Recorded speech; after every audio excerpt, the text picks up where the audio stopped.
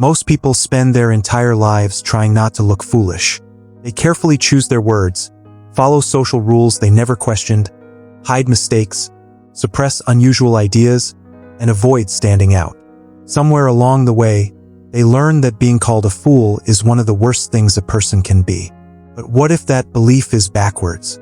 What if the fool is not the lowest form of intelligence, but the beginning of it? Every civilization has carried some version of the fool through myths, legends, religions, fairy tales, literature, and modern stories. He is laughed at, underestimated, and ignored, yet he never disappears.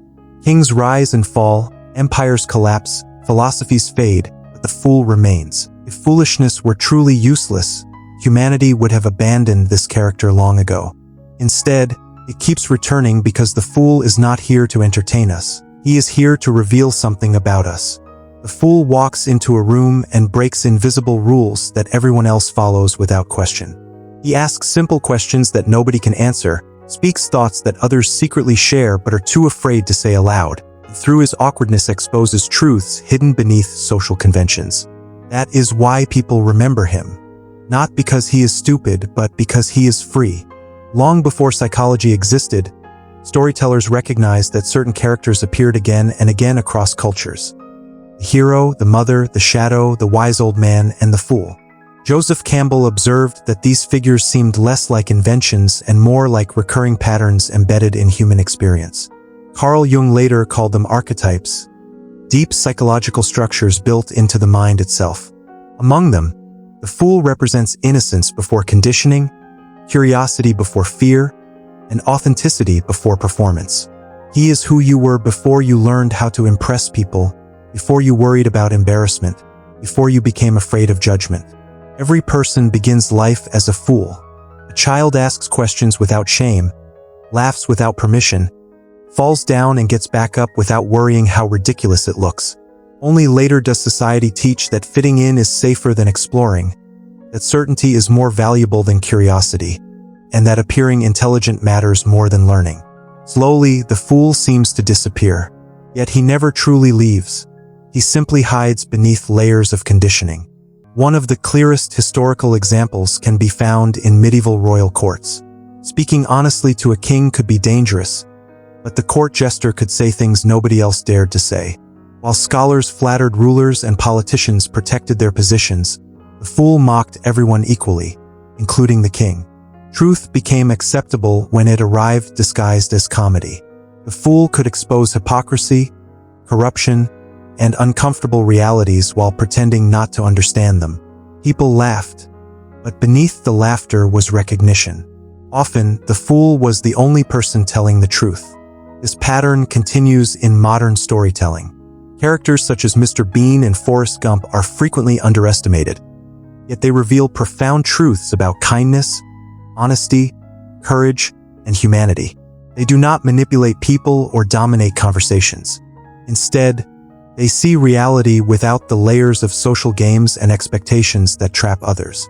Their apparent simplicity allows them to notice what more sophisticated people overlook.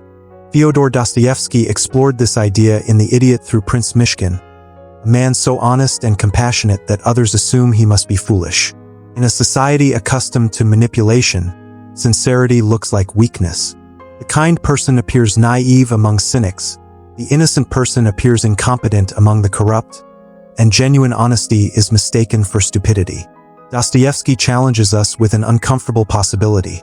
Perhaps society sometimes labels people as fools simply because they refuse to participate in its games. The same idea appears in the tarot, where the first card is not a king, magician, or sage, but the fool. He stands at the edge of a cliff carrying little more than a small bag, seemingly unaware of the danger ahead. At first glance, he appears reckless, yet symbolically he represents the beginning of every meaningful journey. Every major transformation starts with uncertainty. Starting a business, moving to a new city, falling in love, changing careers, creating art, or pursuing a dream all require taking steps that look foolish from the outside. Before success exists, all anyone sees is risk. That is why the fool stands at the beginning of the path. Wisdom does not come before the leap. It emerges because the leap was taken.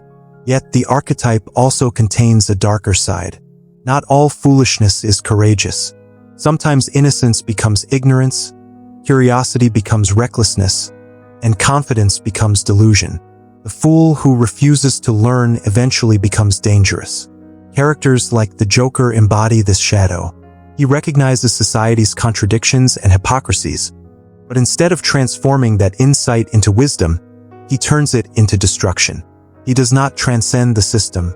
He seeks to burn it down. The shadow of the fool reminds us that freedom without awareness becomes chaos, and that questioning everything is not the same as understanding anything. One fool moves toward growth, the other moves toward collapse. The lesson hidden within this ancient archetype may be simple. The greatest risk in life is not looking foolish. It is becoming so afraid of looking foolish that growth becomes impossible. Every skill begins with incompetence. Every friendship begins with awkwardness. Every achievement begins with uncertainty. And every breakthrough begins with someone willing to ask a question others are too afraid to ask. The fool accepts these realities. He knows he might fail, be misunderstood, or become the target of laughter, yet he moves forward anyway. Not because he is ignorant, but because he is brave. Perhaps that is why the fool survives in every era. Deep down, we recognize in him a forgotten part of ourselves. A part that existed before fear took control. A part willing to explore, wonder, fail, learn, and begin. True wisdom may not be the absence of foolishness.